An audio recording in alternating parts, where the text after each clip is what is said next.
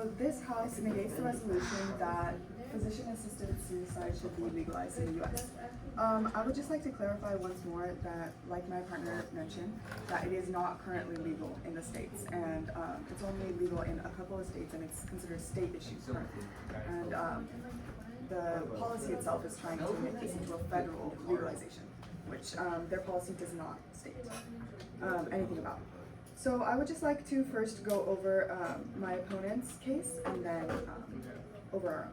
So one of the main things in our opponent's policy that my partner clarified is that they don't want to be hiring doctors to be like consulting physicians that would provide the diagnosis for someone to go through with physician-assisted suicide. So I would just like to raise a couple of questions for that, because this is not like this policy has a lot of holes in it. First of all, would there be a training process for who can and who cannot diagnose this type of treatment? Also, what are the standard procedures? They mentioned there would be standard procedures, but like, what are they?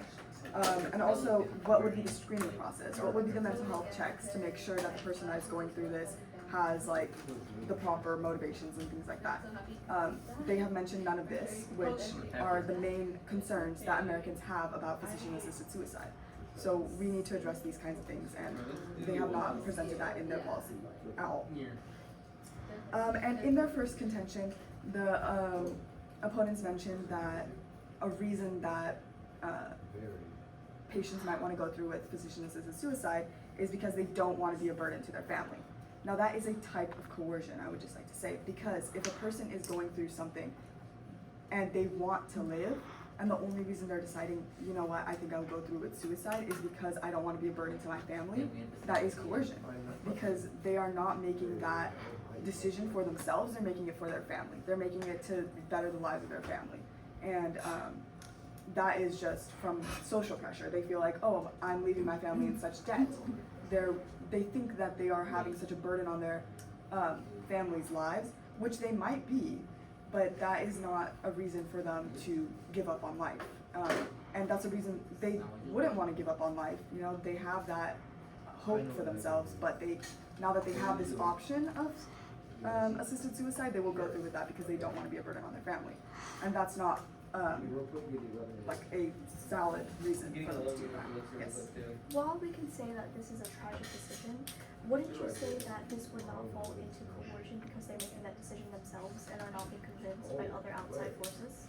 They are being convinced by outside forces. The outside force is the idea, the social idea that they're being a burden on their family by doing this. May I ask a follow-up? Sure. Wouldn't this type of decision be enforced by how they see their family living their life under the terms of their illness? So I would just like a clarifying question. What does that mean? What does it mean? Yeah. So when I say that, it's more so when obviously they're going to probably be living in close proximity to their family. So when you talk about these social pressures, wouldn't it actually be more than likely coming from their own personal experience, seeing how their family's lives are being affected by their terminal illness? I don't really understand the question, so I'm going to move on, but I would just like to clarify what I'm saying is, yes, their families are being affected by their terminal illness, yes. And they might take that to mean that, you know what, I should just end my life and I should stop trying to get better because I would rather my family live debt-free or something like that. And that is coercion, because that is not a decision that they're making because of their own hope for their life. They're making it because they don't want to be a burden on their family, or they don't want their life to affect others. And I would consider that coercion. Another way that it could be coercion is the family themselves. Not everybody has a perfect family, and some families may tell their patient, their family member that has a terminal illness, like, it would be better if you were to not live anymore, because then we wouldn't have to do this. They might plant those ideas in the patient's mind. And we know that it's obvious that families would do this, because there are many families that have that type of dynamic, and not everyone in this world is good. And so that's on to their second contention, which was about how the patient themselves could feel pain and they don't want to go through with life anymore. And it would improve their quality of life. I would just like to mention that, again, this connects to our own contention as well, but for people that have more money and can afford better pain management, this would not be as much of an issue. So the people, the group that this would be targeting most likely is disadvantaged families and disadvantaged people that are from a lower income class that might have socioeconomics, may have a socioeconomic situation that would make them unable to afford pain management.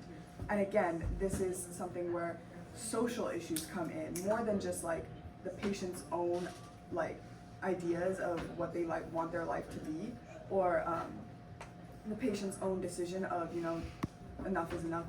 For myself, I want to stop living. It's now become something like, I don't want my family to be burdened. I don't want like my children to be burdened. I don't want things like that. Like, I don't have the money to pay for better pain management, so this is a better option. Things like that. In which case, this policy would only affect people that have lower economic a lower economic status, and that is not something we want to do, because that is not an equal, that's not like an equal policy for everybody of every social class.